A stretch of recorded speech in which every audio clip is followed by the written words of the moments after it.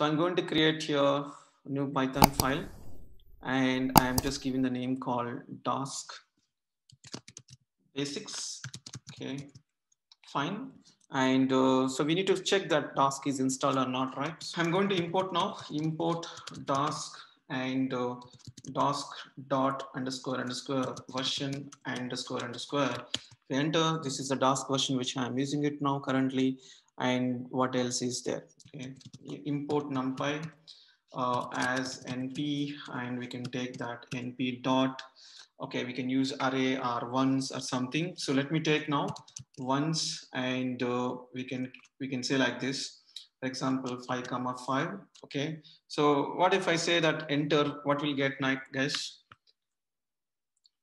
Data type is not understand how to write this one. We need to put it into the tuple, right, or list or something like this. Then only this can be understand, otherwise this will treat it as a two elements. Okay, now we got one, so I don't want float values. Then what we can say that here d type is equal to, and inside that int 64 can mention the data type. If I go and enter, okay, fine, it is a just an numpy array.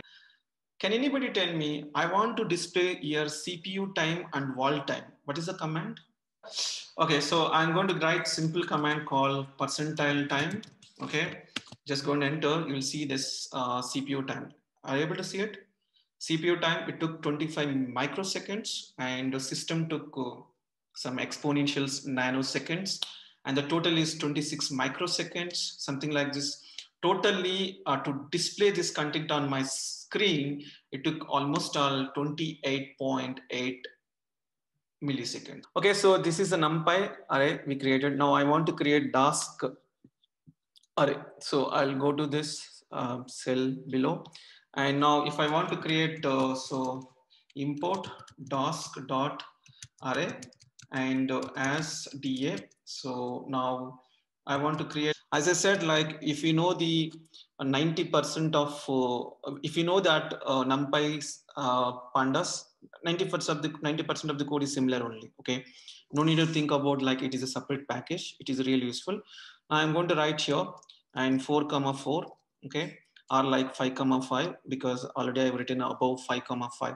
So this I'm going to store into the some variable and do it. But here also you can store into the variable, or like you can use the percentile time and just you can control enter.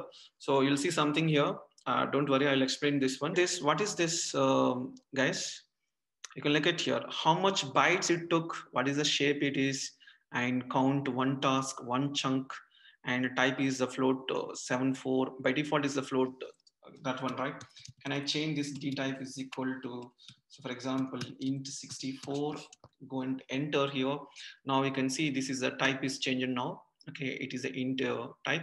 Of course it's the n dimensional array. Here in the n dimensional array we know that the value is got printed.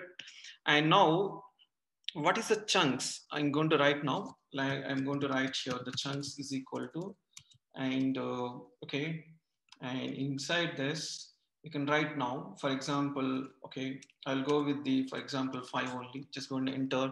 You can see here chunks still 1 only. Okay, so what if I'm going to change this to the 5. Okay, let me compute this. If I want to compute this one, I need to write, for example, I need to store this one into the one variable called x is equal to this.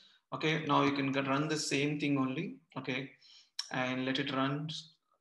Okay, because x is, we are not printing the x here. Okay, as simple as, now I'm going to print the x here. For example, percentile time and x, you can see this we got. Now I want to compute this one. To compute this one, it's very simple. The percentile time you don't need to print every time, guys. I'm just printing only to show you, it's not really needed. Okay, again I'm saying that.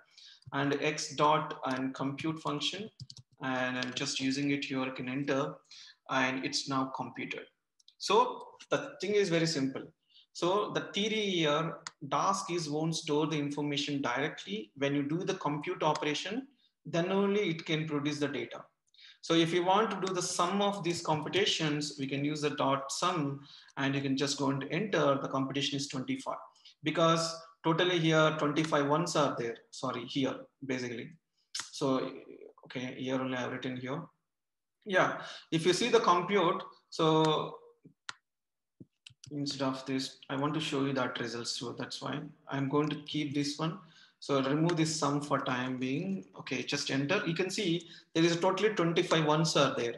Each one you add it, you'll get the 25 ones. So that is what I am doing it here, computation, right? So that's what I'm doing it here, computation. That's how it works. And even you can also see this one in the visualize. Okay, okay, that I will show you tomorrow, because visualize means how these computations happen, how each cell is calculated. We can see in the graphs basically. Okay, and also how this internally works, which CPU is taking this time, and who is working on this backend. All those things which is Dask is going to provide you. How there is a Dask dashboard is there. I will show you the dashboard in shortly, and you will easily understand that how these the clusters are there, how workers threads works backend. You'll understand very clearly. Okay, so this is a simple Dask array. The Dask array. Okay, so moving to the next one is, now I want to move to the Dask data frame. Okay, so now let me insert the new cell here and import and Dask dot data frame, and this is how we write. Okay, and this we can give it as a DD, so Dask data frame. And what I'm going to do, right, I'm going to read the CSV file. It's very simple, DD dot, and we can mention that read underscore CSV. And inside that, you can mention that some CSV file. You can call some CSV file. I will go to now the folder. Is there any CSV file here? Okay, country vaccinations we taken, right? Okay, so I'm going to use the CSV. I just go to this here. I'm just going to read it. Let me put this one into the DF. You can say that it is a DF also, data, whatever it is. This is the DF. If I go and enter, you see that you don't see the data here. So that is the significance of the Dask. Okay. Again, I'm repeatedly saying that Dask won't store the data immediately. Okay. Instantly, basically, because see, the pandas stores the data instantly and produce the data when you say DF. So even if I say that dot head, if I say dot head, now you can see the result. But in DF object, there is no data. Okay. Point number one. Point number two, I want to do something like calculations here, right? Same calculations only, right, guys? In the pandas, whatever the calculations you have, like some average, mean, median, and also we have in the pandas calculating the correlation coefficients and all, right? So same thing also we can do it here. Okay. The only thing is that I'm not saying that only first line of the code is going to change, but there is other lines of the code also will get changed in between. But what we can think here, for example, this df dot head, when I enter, we got all the results. When I say the df, it's not producing any data. It's saying that Dask data frame structure, just a structure is giving up. But I want to calculate the total vaccinations average or like sum. How to do it, guys? So can I say that? Can I put like this? Is it works? Can I say like now? You can see this total vaccinations is not defined, so I'm because of that's my bad. Okay, so we are getting this one, but result is which is not result basically. So same thing. If I go and do it in the pandas data frame, I'll get the result. But what is the Dask do that, right? It won't store the data unnecessarily. Okay, when you ask computation, okay, when I say that compute, okay, you can also see that in above we use the command, we use the function name is called the compute. Now you can say that compute, then it will give you the answer. So because it is not just we are running on one system, multiple systems will be there. Okay, multiple threads are there, worker queues are there. So it should not hang the, I mean, basically the performance should not be reduced. And also the cost will be more when you increase the more number of missions, right? Okay, I don't want to go in that deeper. So here the answer is, so it is not going to store the information instantly. We need to ask Dask to produce the result through the computations. So compute functions. Yeah, instead of storing the data, it stores the schema. Exactly, you are right. It stores the schema. Schema means structure. Definitely it should store the structure. That's why, right, if I'm not entering this command, if I say that df and say and enter, this is a schema, the structure. And remember, there is something called n partitions. I'll come to this point later. And it is saying that there is only one task, that is a read CSV. And one more important thing is that with this task, we need to write too much of code. You can put the star here and it will read all the CSV files and bring it into the data frame. As simple as. Can I calculate the mean instead of the sum here? So I'm going to use the mean function. Just enter, the mean also can be calculated.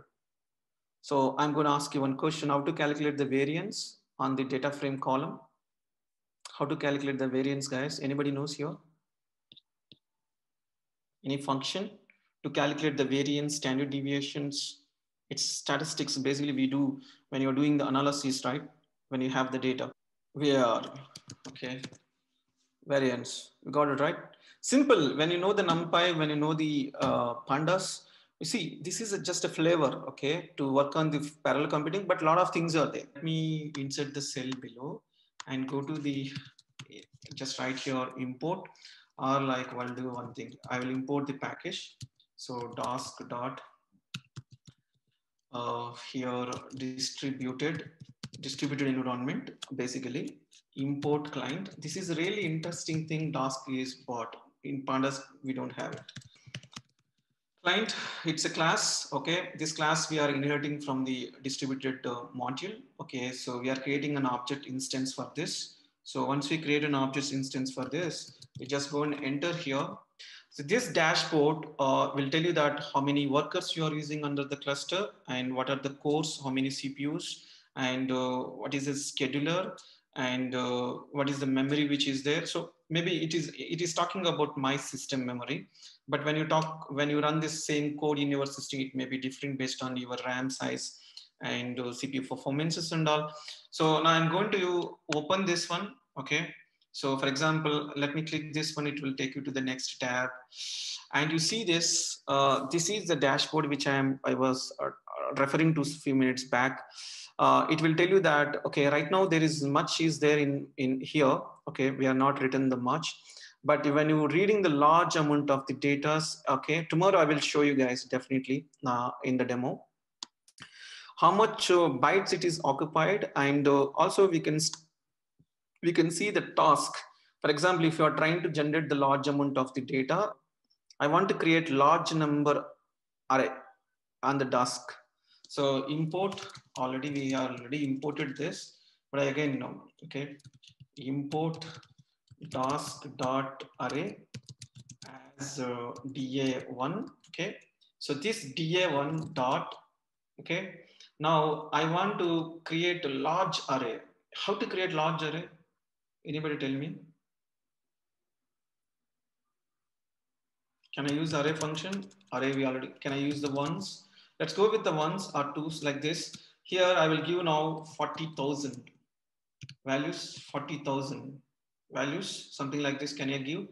Is it correct? If you look at this above code, we actually done with the numpy dot ones. In similar way, da dot ones, and we are given this one we got. Similar fashion, I want to run this code. Okay, and this one you can look at now. Okay, I'm just going to execute this code. So now this much size of data is there, and if I want to, so I'm going to run the cluster again here, but anyway I'm going to show you because this is already using it, that's okay. And so you can look at this, there is a workers here at the backend, how much each thread is occupied. It totally is the total number of here the threads is there. Okay, totally we can say this is the course core, and each core is taking the memory is this much. How much is the limit? What is the memory percentage which is occupied? How many bytes of the read it is reading it, right? So all these statistics which is giving, okay? But don't worry, I have one project and will showcase to you how we can look at each point. Right now, there is no task here, we can create it. But one important point I need to say here. You can see this logo. Do you observe what is this logo? Anybody knows this logo, this color? Anybody knows, guys? That something is called bokeh, right? So bokeh, I think it's one of the data visualization. Do you know, right? Bokeh. If you go to the slide which you showed. Yeah. So bokeh is one of the data visualization library to visualize the data. So you can see the logo also here, right? So this logo I'm referring to. Okay, this logo.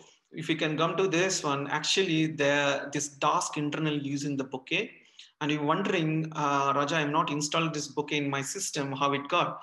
Okay, the Dask is when you install in the full Dask in your system, automatically dependencies will be installed. Okay, the bouquet is also installed, right? Of course, also I have the bouquet in my system. I mean, I already installed explicitly, but if you're not, it's also installed by default. Okay, that's what visualization we are seeing it here, but you're not getting the much information here. But tomorrow I will show you with the project, you'll get understanding, because still we are not completed the basics here. This is a scheduler. There is a two types of the scheduler. One is the normal one CPU scheduler, and another one is the distribution environment, like multiple CPUs can run. But so currently I'm using only one CPU. And also there is a workers here, and the task, system, profile, a lot of things are there. And this profile will give you that which process is working on what time, and all this information will be there. So let me go to the Dask website. There is something called Dask bag. Okay, just going to type here. So I'll go to this bag. And what is the bag? What is the use of this bag? The bag is very simple. Okay, so the bag is mainly used for, okay, so it's like if you want to read the JSON file, if you want to read the normal text file, and which has the huge amount of the data, we can use the bag. So bag internally uses the multi-processing for the computation purpose, and that is the main reason. You can see that the main is execution on the bags provides two benefits. One is the parallel computing. Actually, bag is providing the parallel computing. So it splits the data, allowing the multiple cores and missions. Mainly, this is like parallel computing and iterating process. To create a bag, okay, and it's basically uses the, okay, you can see here, this is one of the limitations we need to discuss. By default, they rely on the multi-processing scheduler, which has its own set of known limitations, and there is a shared memory. And we need to look at the infrastructure level, how much memory which is we are allocated for the missions which we have it. The bags are immutable. Okay, once so data cannot be changed individually, because assume that the bags contains the multiple processors. Once it is triggered, and already the work is already allocated to the workers, right? We can't change in between. So something work is happening in between, it is reading the data, we can't change it. So bags are immutable. The bag operations tend to be slower than array. Okay, fine. And also we can use this bag for the sequential operations. For example, list set. So I'm just creating now bag. Okay. Now let me make it as the header here. Okay. And Dask.bag. Okay. Dask is the main module. Under that submodule name is called the bag. And we can use the any class if you want. But right now I'm not using any class. I'm just directly importing, and we'll give the alias name here. Say that DB. That's called Dask bag. Okay, we can say simply like this. So I want to read the JSON file, but in this case, especially when you're reading the JSON file in this Dask, we don't have the directly read underscore JSON method. So what we can use, right? So db dot, and we say that read underscore text. Okay, this is little different here to read the JSON file, read underscore text, and we need to provide the JSON file here. And after that, we have to use the map function. We need to say that we are loading the JSON. So to load the JSON, so basically we have a separate dedicated library name at Python level. It's called JSON. So we have to give this one JSON here in the map. So we will provide the JSON dot and loads. Okay. Now we'll go to this. I need one JSON file here. Okay, I will use this. This is very simple JSON file we created in the previously. It's not really big deal, but so now I will give this JSON file here. So let's see this if any issues here. And again, I'm saying that, okay, it is again a lazy, right? We have to tell them to compute something, but now I'm going to percentile time just to see the data. Just click on this. Yeah, it's loaded successfully. And for example, if I give this one car2x and just go and enter, and it's also saying that bag is loaded, but when I'm going to check the data, and it will throw an error. because it is not checking for the data, right? And now what I'm going to say that, okay, now I want to print this information. Can I use the head function, guys, here? So I'm going to use the head function.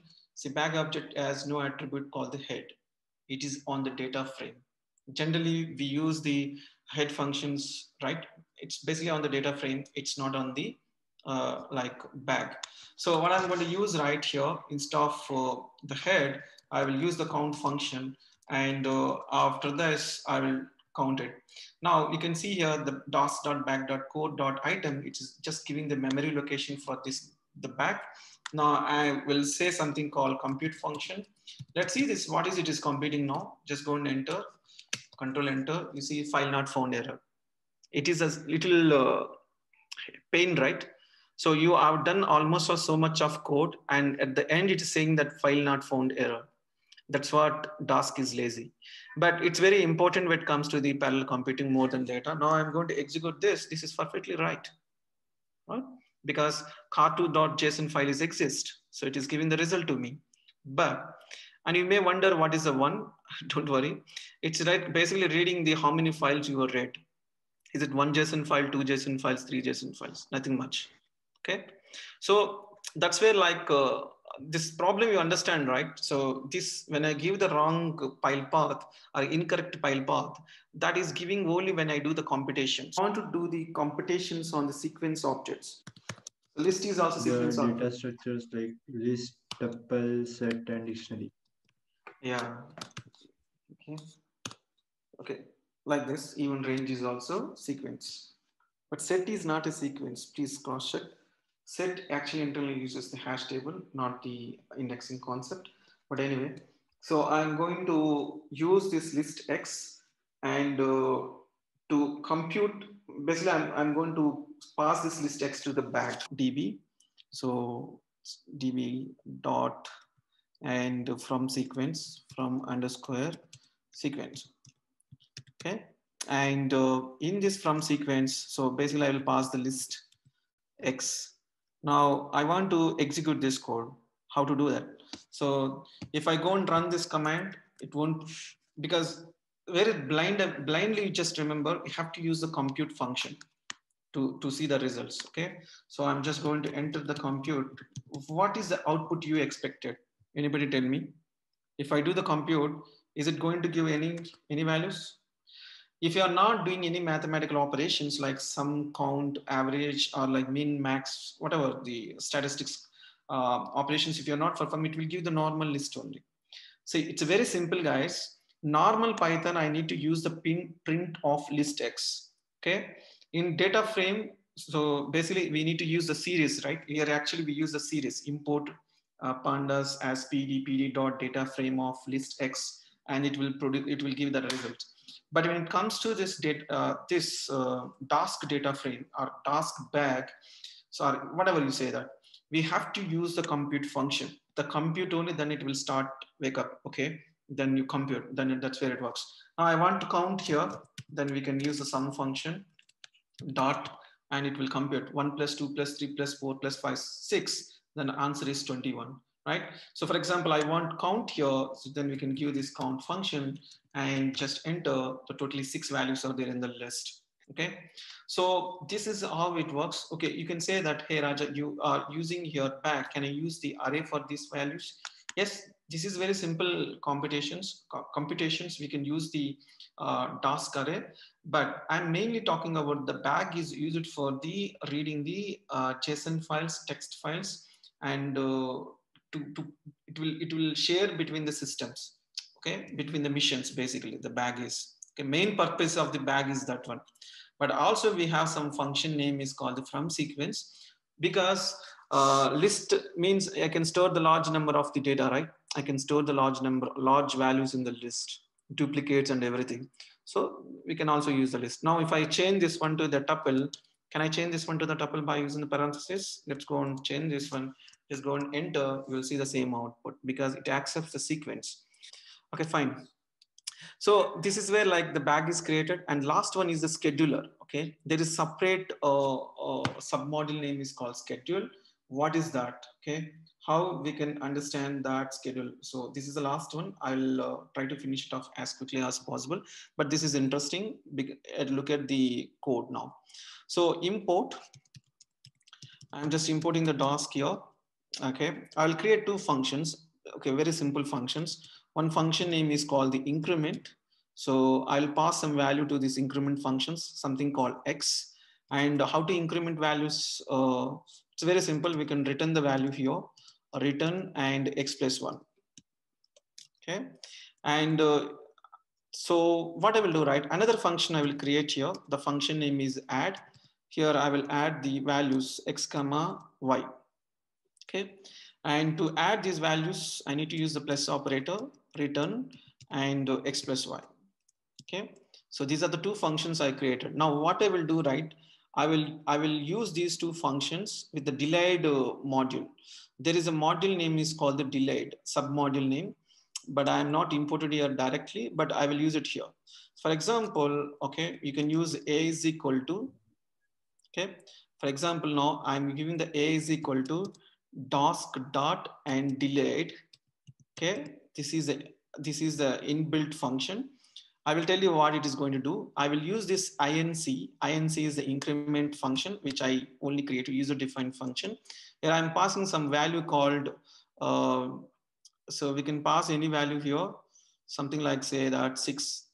So if I go and enter this, you'll see that, do you see any differences here? No. If I want to go and enter A and saying that delayed, okay, fine. But now I want to do the computation on this matter, then only I can see the results here, compute, and you enter, you see the 7. It's computed, right? Fine. But similar fashion, I want to do the for the B, C, and also, right? So now I'm going to do now. So B and C, do you understand, right, what I'm doing it here? I created some function. This is called task. Task 1 is incrementing, task 2 is adding.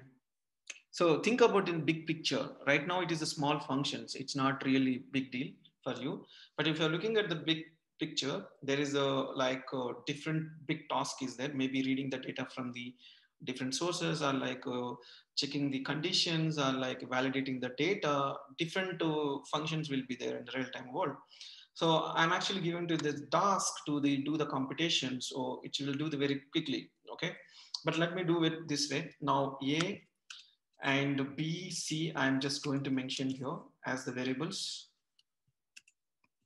A, B, C, and now compute, it's okay. And if I'm going to do the B dot compute, and so you will get the same answer only because it's a 6. So for example, I will give here is 8, then you can see it's 9 because it is incrementing.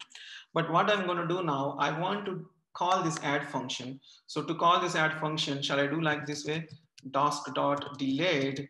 Okay, so delayed, and in this I will pass the values. Can I pass the a comma b?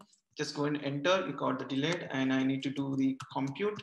Then you will get this answer is compute. So a comma b. Okay, but interesting note here, task, you can see here delayed a comma b, and I'm not getting the aliv is 7 only because you are giving the names is like this. What if I'm going to pass the x? Can I pass the x here? X and y and z. Okay, so let me go and pass this. Don't confuse, guys. Okay, and passing your x and y. You can change it also. Still, I got the same output because right now it is not. You are not seeing an error here. A comma b, actually it is an error. A b is I'm not defined here. But okay, now what I will do, right? I will change this value to the x and y. Just go and enter. Still, I'm getting the 7 only. But how I can, when I can get the computation here, is that I need to provide this sum? Obviously, right? Because what is missing, anybody tell me? In the delayed function, here I'm using the increment function, but here I'm not using it. So now I will use the add of x comma y. Now you can see this 16. So how the 16 is calculated? Anybody tell me? What is the x value? Here x value is 7 and 8 value is incremented is 9. So 9 plus 7, that's where like 16. Even if you want to add the z, and you can add it here, and we put the z here, and if you want to pass the z also, you can just pass it here, 23. Okay, fine. This also I can do with the Python code. And also I can do with the pandas numpy. What is the big deal? See, in this, it is not the right example. You just understand the context here. Okay. I have written the two different functions. Each function is doing the different task. One is incrementing, another one is the addition of the two numbers, three numbers. But I'm passing these tasks to the delayed function. So what is the delayed will do, right? So it will use the distributed environment again at the back end. So to perform the three tasks. So this delayed function will take 100 tasks also, 200 tasks also. But internally it assigned to the workers, and each worker will take each task and it will perform the execution of that task and given back to the worker manager basically.